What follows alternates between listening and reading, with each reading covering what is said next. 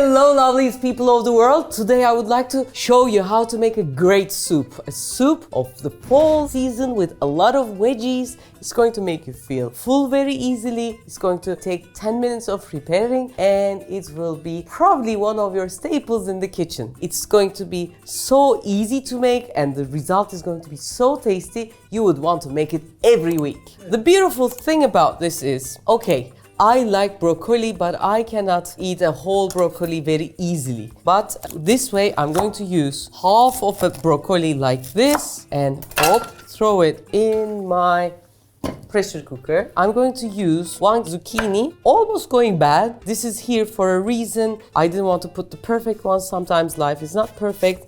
We shouldn't go for the perfect ones and the ones who are going bad. Any veggies that you have in your fridge, refrigerator, which are going bad can get in.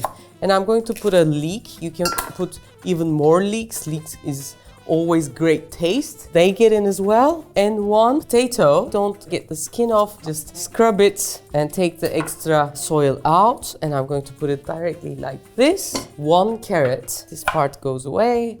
And here as well. Cut it in big chunks. We don't want the food waste. This is still greatness here, so I collect everything. And I'm going to add some sourness. Always a bit of ginger is very good to boost our immune system. So take the skin off the ginger a bit. The lower the quality of the spoon, is easier to take the skin off though. A ginger almost at the size of a walnut. This also gets in. And some hot water. It doesn't have to be cold. I'm going to put 1.5 liters of water, a bit of salt, a pinch of red pepper. That's it. Is that all? Yeah. Very easy. I told you it's going to be easy and it will take just 10 minutes to make. This will probably come into boiling in 2 or 3 minutes and I let it boil for like 6 minutes will be enough in the pressure cooker. And in the one last minute, I'm going to have an extra taste. They are going to boil, they are going to give their taste to and make a great, actually a veggie broth. But we want an extra taste and that extra taste is going to come from a bit of butter, just 2 tablespoons, not too much. And when the butter melts, I'm going to add a bit of flour, brown it as much as I can. It's going to increase its nuttiness and have a lot of flavors. Then I'm going to put some milk. It's going to work like a bechamel sauce in a way. That will increase the taste of the whole soup. A question from Emre. If I don't have any pressure cooker at home, how long will it take? Maximum half an hour. Everything is going to come soft. You can eat this as a goulash as well, no? Then I have to cut them in smaller pieces. Okay. A bit more. This is to make the soup a bit more denser, right? Not just dense, but it's an extra flavor. This works as a, nutmeggy, nice flavor. I'm going to add a bit of salt and make you taste this, for example. Can I make this a vegetarian or a vegan? It's vegetarian. If you want to make it vegan, instead of butter, you can use olive oil, not my cup of tea, but margarine. And then instead of milk, you can use oat milk, sugarless ones. It's very tasty like this. It's kind of has this caramelized. From Diyarbakır, we eat it just like that at breakfast. Yes. What? Yeah. Brown the flour and butter, and then you dip your bread and you eat it. Now,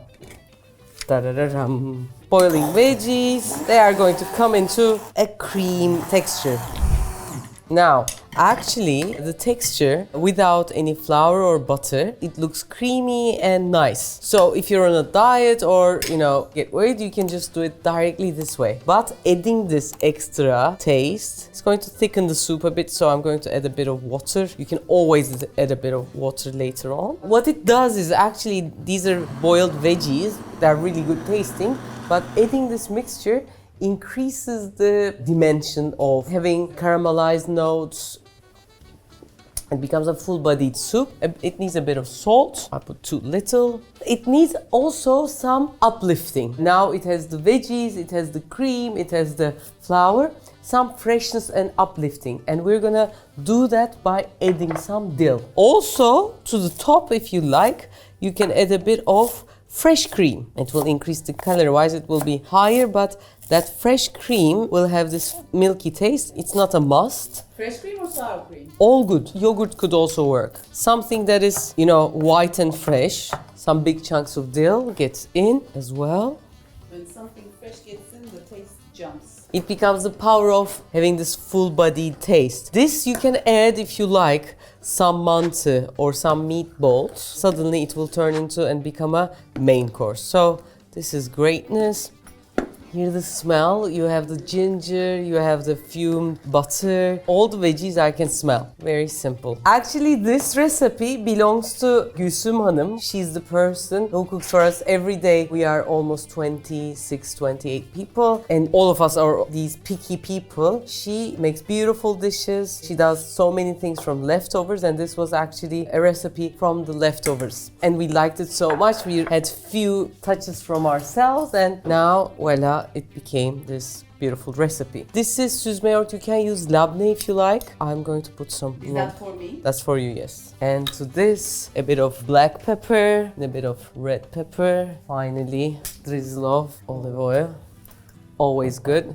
Incredible. So, Bahar Hanım, this is for you to have. Thank you. And as you can see, we have at least 6-8 bowls of soup, so it becomes plenty. You can drink it for 3-4 days at least. I have realized one thing, by the way, friends from Canada actually, they always make food for that day fresh. This is not necessary, guys. You make the soup, you make an olive oil dish, and you can eat it for the whole week. Think of it that way. So I know some people this is very easily understood, but for some others it's not. So this soup you can eat in the morning, you can eat as a dinner, you can eat as a lunch, the next day not so. Don't have to make it daily. The beautiful things about these things, these are veggies, like half of it is left, add some, as I said, meatballs or pasta in, make it a dish as a main course, use it that way as well. So many things can happen. So that's it. May I ask a question? Yes. The magical method you told us, dehydrated soup, can I apply that method to this soup as well? At which point? To do that, actually what you have to do is, I put 1.5 liters of water. Instead of that, you have to put half a liters of water maximum. You add the mixture that way and mix it really well, but it's going to be a thick puree. Freeze it that way in the fridge, and each time you want to use it, take it out, put some hot water and warm it, and then voila, you have the soup. And that technique, if you haven't watched, here's the video. That's also. That's a marvelous technique. If the video is done, I want to eat my soup, Bahar. Okay. So guys, if you have enjoyed our video, thank you so much for keeping with us, but your support is also very important. It's hard days financially everywhere in the world, I know. By watching the video, it's a support, so liking and sharing is even a bigger support. You might have realized the quality of the content and the amount it's watched is unfortunately not equal, so your support will mean a lot. And the 70. Bye. It's a voice from my stomach. Your stomach is ringing bells.